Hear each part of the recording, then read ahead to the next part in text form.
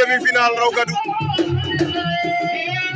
diggante Kor Marie bu Njongon Maldini bu Leran Koli Kor Marie Maldini à droite Kor Marie lañ jàkkaarloo Maldini Kor Marie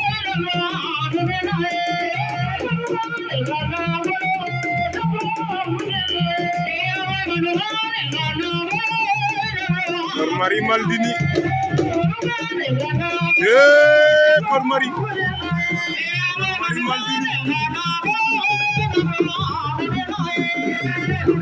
Kor Marie Maldini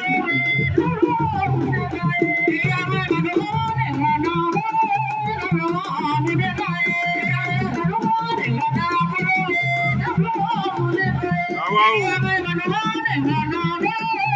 Maldini Kor Marie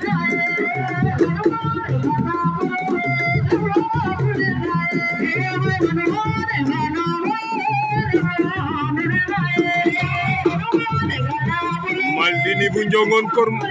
Maldini bu Leran di Moes Kor Marie bu Njongon Maldini attention Kor Marie technicien la Kor Marie technicien la ali lay di Kor Adam Diouf de lay di mi la yaltel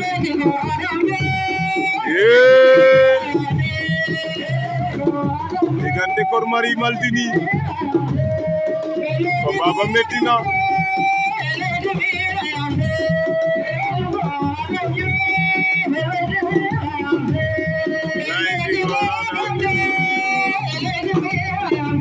waaw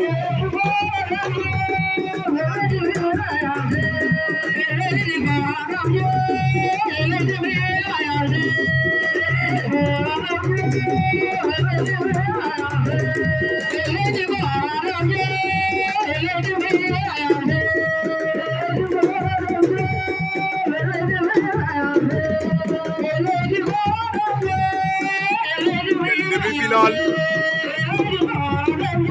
diggante Kor Marie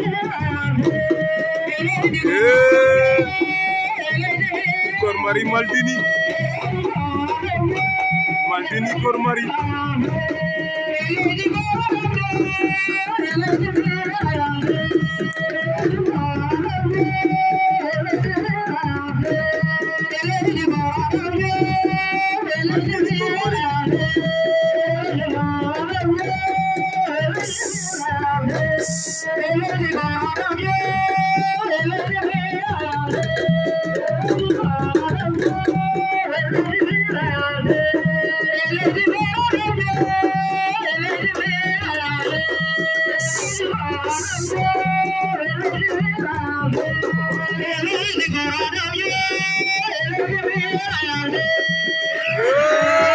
Allahu Akbar Maldini daan na Kor Marie Maldini bu Leran Koli